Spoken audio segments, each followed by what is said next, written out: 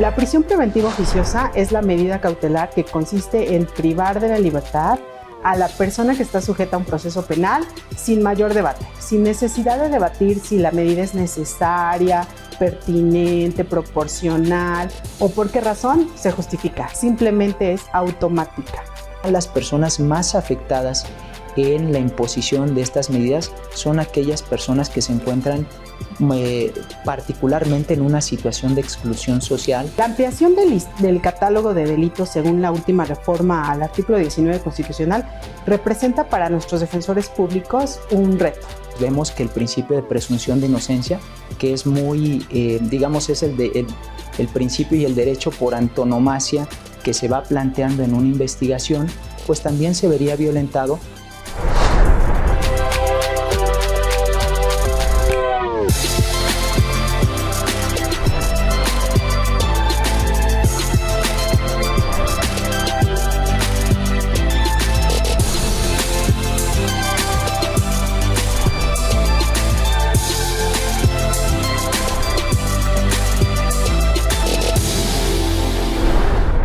La Corte Interamericana de Derechos Humanos determinó que la prisión preventiva oficiosa es incompatible con la Convención Americana de Derechos Humanos. No obstante, México no ha eliminado esta figura jurídica. Al contrario, en la última reforma constitucional se amplió el catálogo de delitos que ameritan esta medida cautelar.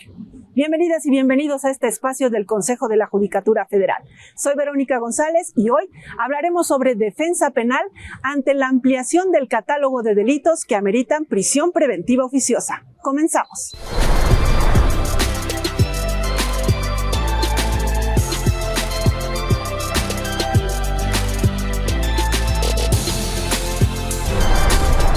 Muchas veces, principalmente en los medios masivos de comunicación social o en las redes sociodigitales, no se hace una distinción entre lo que debemos entender por una medida cautelar, como es la prisión preventiva cuando se aplica de manera justificada, y otra medida de carácter eminentemente punitivo, como es la prisión preventiva cuando se aplica de manera oficiosa.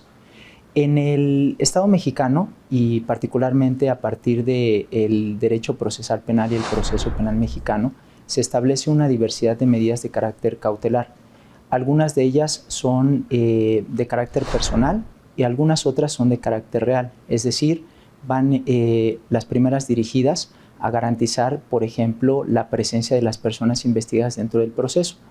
Una de ellas tiene que ver con la restricción de la libertad a partir de la prisión preventiva. La prisión preventiva oficiosa es la medida cautelar que consiste en privar de la libertad a la persona que está sujeta a un proceso penal sin mayor debate, sin necesidad de debatir si la medida es necesaria, pertinente, proporcional o por qué razón se justifica. Simplemente es automática. Debería ser la última porque para toda persona que ha sido investigada por la comisión de un delito, prevalece en su favor el principio de presunción de inocencia. Este principio debe ser vencido en juicio, es decir, cuando se te dicta una sentencia condenatoria es porque se ha demostrado que no eres inocente, pero en tanto no exista una sentencia condenatoria en tu contra, tú deberías presumirte inocente, como lo dice el principio. En ese contexto, si se te presume inocente, no deberían privarte de la libertad. Si te privan de la libertad, pareciera que te adelantan la pena, porque si la pena al final es la pena de prisión y tú comienzas a compurgarla o a sufrirla desde el momento en que te investigan, entonces, ¿dónde está tu inocencia? Sabemos que de acuerdo al proceso penal mexicano y conforme al propio Código Nacional de Procedimientos Penales, se establece un catálogo muy amplio de medidas cautelares y estas medidas cautelares tienen diversas características y además se establecen algunos juicios de valoración para que las autoridades puedan imponerlas de manera justificada.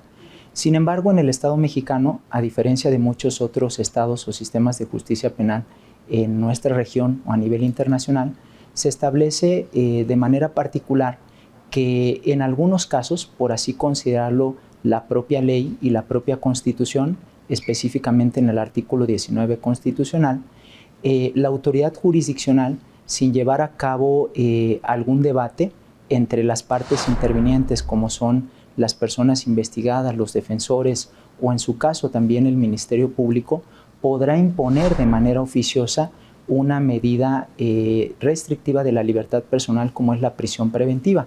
De ahí que el propio artículo 19 constitucional establezca que en casos considerados así graves por la propia ley procesal penal y por la ley penal sustantiva, se aplique de manera automática por parte de la autoridad jurisdiccional esta medida restrictiva de la libertad personal. La ampliación del catálogo de delitos según la última reforma al artículo 19 constitucional representa para nuestros defensores públicos un reto, sobre todo una preocupación, porque lo que se pretende es como lanzar un mensaje nacional de que se combate al fentanilo, al tráfico de armas.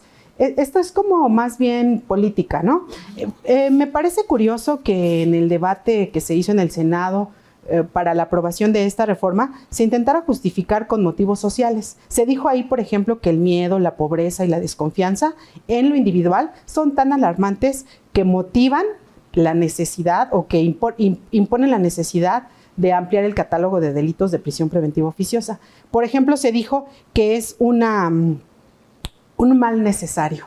Y bueno, para los defensores públicos eso representa un reto o una preocupación, como lo dije, porque nosotros trabajamos siempre en favor de las personas, con independencia de si son inocentes o no. Ellos tienen derecho a un trato justo en un juicio penal y a ser investigados conforme al debido proceso, pero sobre todo a que se respete el principio de la presunción de inocencia. En ese contexto, mientras más amplio sea el catálogo, menos posibilidades parecen haber de debate respecto a la imposición de una medida cautelar de ese tipo. Como señalaron los especialistas, la defensa adecuada y la presunción de inocencia son algunos de los derechos que se ven afectados cuando se aplica de manera automática la prisión preventiva oficiosa. Más adelante veremos cuáles son las estrategias legales de las personas defensoras públicas federales para hacer efectivos los derechos de las personas imputadas. Hacemos una pausa y regresamos.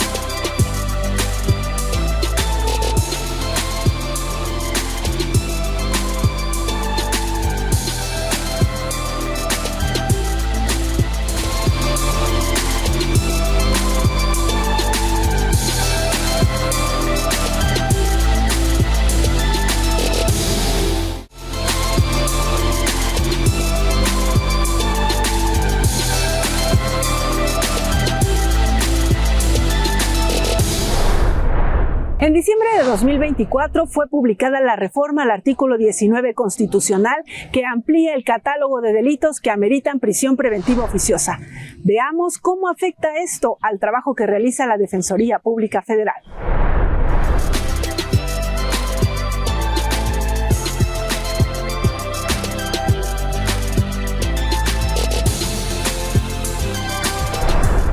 Cuando la autoridad jurisdiccional, por mandato de ley y no por una reflexión justificada, una reflexión objetiva o, si se quiere decir, proporcional, deba aplicar estas medidas, tendrá que hacerlo de manera obligatoria y eso evidentemente trae como consecuencia una grave violación a diversos principios del propio proceso penal o bien a diversos derechos que pues están presentes o que son inmanentes para cualquier persona investigada o que está sujeta a un procedimiento penal. Particularmente el derecho a la seguridad jurídica, por ejemplo. Nosotros como personas investigadas, y esperemos que no estemos en una situación así, pero cuando una persona está siendo investigada, tiene la posibilidad de hacer efectivo su derecho de defensa. Y el derecho de defensa implica que pueda también plantear aquellos elementos de descargo que puedan llegar a beneficiarle a través de un contradictorio. Pensemos que si una persona está siendo investigada por un delito de secuestro o por un delito que está previsto o tipo penal que está previsto en la ley de robo de hidrocarburos, por ejemplo, ella tiene la posibilidad de ofrecer los datos o elementos de prueba que puedan desvirtuar también los señalamientos que pueda realizar la autoridad ministerial, que en este caso es la autoridad que tiene la potestad y obligación de hacer las investigaciones correspondientes. En la reforma de 12 de abril de 2019 se mencionaban al menos 17 tipos penales, de los cuales se debía imponer la prisión preventiva oficiosa, que van desde el abuso o violencia sexual contra menores, del que sin duda todos estamos de acuerdo, hasta la delincuencia organizada, el homicidio doloso, feminicidio, violación, pero a otros delitos como delitos en materia de armas de fuego de uso exclusivo del ejército, que si lo pensamos fríamente podríamos decir, ay, qué bueno, todas las personas que usan armas para cometer delitos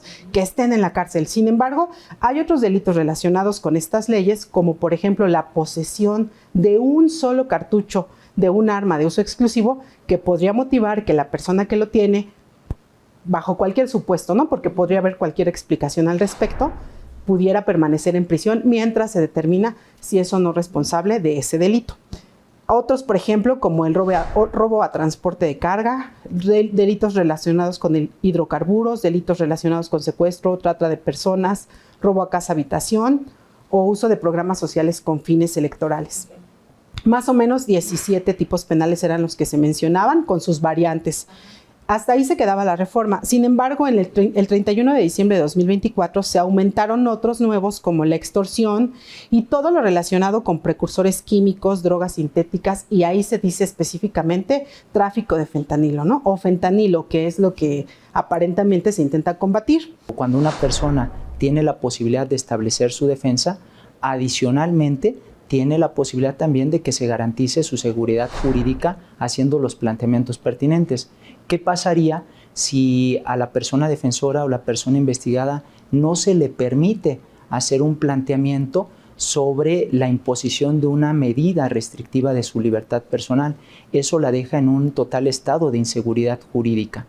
Adicionalmente, pues vemos que el principio de presunción de inocencia, que es muy, digamos, es el principio y el derecho por antonomasia que se va planteando en una investigación, pues también se vería violentado porque de igual manera no se le permite a la persona investigada poder hacer los planteamientos pertinentes. Incluso cuando se impone una medida restrictiva de manera oficiosa, pues evidentemente hay un juicio de valoración, no de la autoridad jurisdiccional, pero sí un juicio de carácter legislativo que hace presumir que la persona, por el simple hecho de ser señalada por algún delito que esté previsto para esos efectos, pues tenga que, en el caso concreto, compurgar una sanción adelantada de prisión, como pudiera ser la prisión preventiva oficiosa. Y adicionalmente, algunos otros derechos, como es el propio derecho o principio de contradicción que rige al propio proceso penal y que así se establece en la propia Constitución. También se habla acerca de los comprobantes fiscales falsos, y es interesante esta reforma porque en esta reforma es donde se incluye la siguiente frase: para la interpretación y aplicación de estas normas, los órganos del Estado deberán atenerse a su literalidad, quedando prohibida cualquier interpretación análoga o extensiva. Así que parece que no hay para dónde hacerse, ¿no? Este es el panorama que nuestros defensores públicos, bueno, y no solo los defensores federales, sino también los particulares y los del Foro Común, enfrentan en los procesos que atendemos. La prisión preventiva oficiosa se ha convertido en la piedra angular de la estrategia de seguridad para combatir delitos de alto impacto, como los feminicidios y los secuestros. Sin embargo, a decir de los especialistas, esta medida cautelar afecta más a las personas que están en situación de vulnerabilidad, como las mujeres y las personas migrantes. En un momento, regresamos.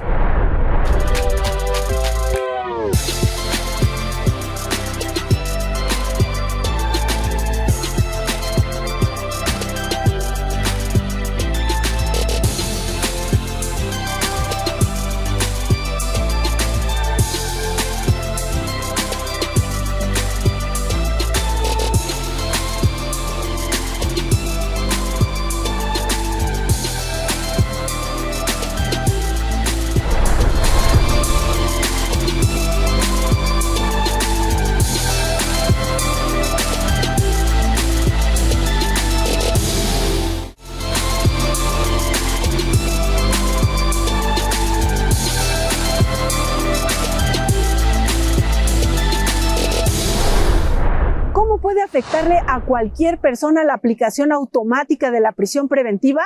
Veamos la historia de una familia a la que le fue aplicada esta medida cautelar luego de que la policía realizó un cateo en la casa equivocada.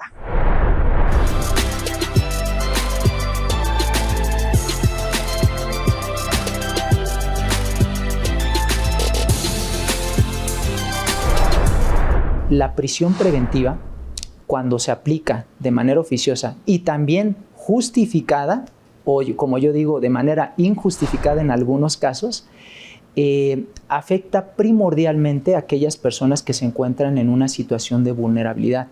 Siempre pongo como ejemplo algunos informes que ha emitido particularmente la Relatoría de Naciones Unidas sobre los Derechos de Pueblos y Comunidades Indígenas. Y lo dijeron en su momento, en el 2017, y se sigue insistiendo y persistiendo con ese pronunciamiento. Quizá las personas más afectadas en la imposición de estas medidas son aquellas personas que se encuentran particularmente en una situación de exclusión social o que se encuentran en una situación de vulnerabilidad, como pudiera ser su pertenencia a un pueblo o comunidad indígena. Pensemos en mujeres indígenas embarazadas, mujeres indígenas embarazadas con una discapacidad y así sucesivamente. Entonces, eso es uno de los riesgos más importantes que nosotros debemos de tomar en consideración y algo fundamental. Debe de ser la última ratio en un Estado democrático de derecho y esa percepción que se ha ido planteando y esa narrativa de que este tipo de hechos tienen que atenderse o acompañarse a través de únicamente de medidas restrictivas, es una narrativa que no tiene ningún sustento científico ni ningún sustento válido desde el punto de vista estadístico. En la Defensoría Pública tuvimos un caso singular en el que una familia completa fue detenida por la práctica de un cateo en la casa equivocada. Se llevaron absolutamente a toda la familia, los abuelitos, los papás, los hijos, los niños. 11 niños fueron sacados de su domicilio y entregados al DIF. No había adultos que pudieran recibirlo porque detuvieron a todas las personas.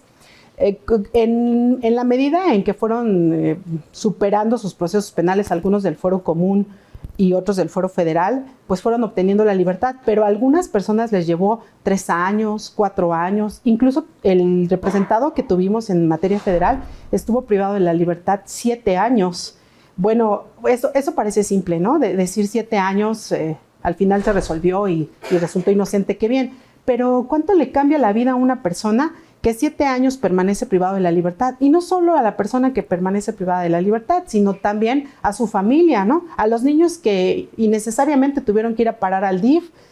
¿Quién les recupera, les compensa? La prisión preventiva, cuando se aplica de manera oficiosa o automática, afecta las funciones de la autoridad jurisdiccional porque es el Poder Legislativo quien condiciona a las autoridades jurisdiccionales para que en esos casos la impongan sin alguna otra reflexión o alguna otra valoración.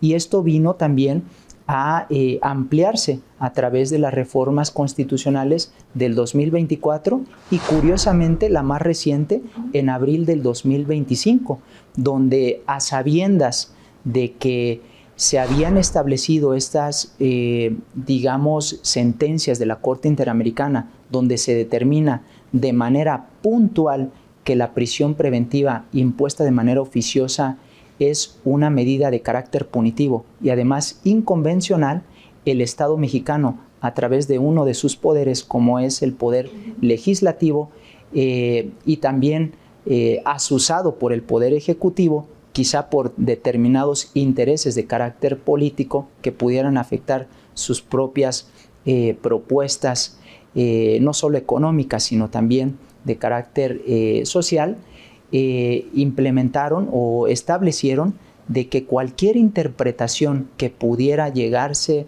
a realizar en torno a la imposición de esta medida podría llegar a controvertir también esa idea de, de salvaguarda que así ha planteado particularmente el Poder Legislativo en una narrativa totalmente distorsionada a criterio propio sobre las propias políticas de seguridad pública que se están dando actualmente, ¿no? Entonces, los defensores tendremos que buscar el camino para ahora, si bien no interpretar de forma análoga o extensiva, como dicen ellos, pero sí en favor del principio pro persona. Naturalmente, al derecho penal, precisamente porque impone la pena, la favorita de la sociedad, ¿no? La pena de prisión, es como el medio político para decir que estamos haciendo algo en favor de, ¿no?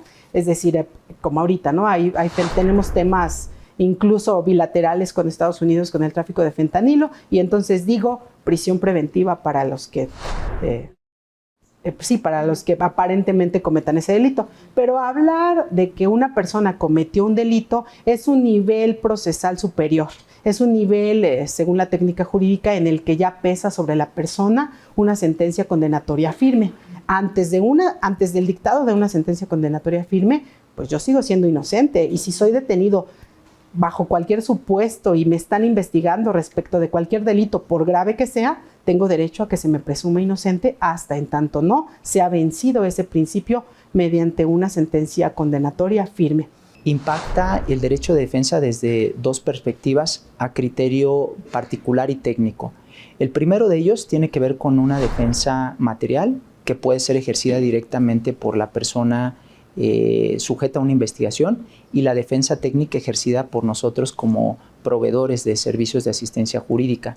En un primer momento la afecta en el propio sentido de que se niega de manera categórica la posibilidad de hacer algún pronunciamiento que pueda, en este caso, revertir esa medida de carácter punitivo o eminentemente punitivo, o como ha sido considerado por algunas relatorías de Naciones Unidas o comités sobre algunas detenciones arbitrarias. La prisión preventiva también puede ser considerada una detención arbitraria técnicamente hablando. Entonces, en ese sentido, afecta la posibilidad de que podamos hacer los planteamientos correspondientes sobre la imposición de una medida restrictiva de la libertad personal. Nosotros los defensores públicos solemos hablar no solamente con nuestros representados, sino con sus familiares. Muchos incluso están privados de la libertad bajo una medida cautelar, es decir, sin una sentencia que pese en su contra, lejos de sus familiares, así que tampoco tienen la convivencia y el apoyo emocional, económico, de alimentos que otros pudieran recibir. Es verdaderamente un impacto impresionante el que la prisión preventiva ejerce sobre las personas. Quizá por eso es que la Corte Interamericana de Derechos Humanos ya le dijo a México que debería eliminar esa figura. En ese camino estamos, porque muchos defensores públicos destacados han promovido diversas acciones para contrarrestar el efecto de estas medidas. Por ejemplo, en el Instituto Federal de Defensoría Pública nos dan instrucciones, no solamente cursos, capacitación, sino también argumentos específicos que los defensores públicos pueden hacer valer a la hora de promover las acciones para combatir la prisión preventiva. La unidad de defensa penal, la unidad de litigio estratégico, incluso la dirección general, suelen darnos lineamientos específicos de cómo resolver estos casos. Tenemos un área de consultores, área de peritos, es decir, los defensores públicos tienen todas las herramientas necesarias para combatir la prisión preventiva. Así llegamos al final de este espacio del Consejo de la Judicatura Federal. Acérquense a los servicios de la Defensoría Pública Federal, servicios gratuitos en toda la República. Soy Verónica González, hasta la próxima.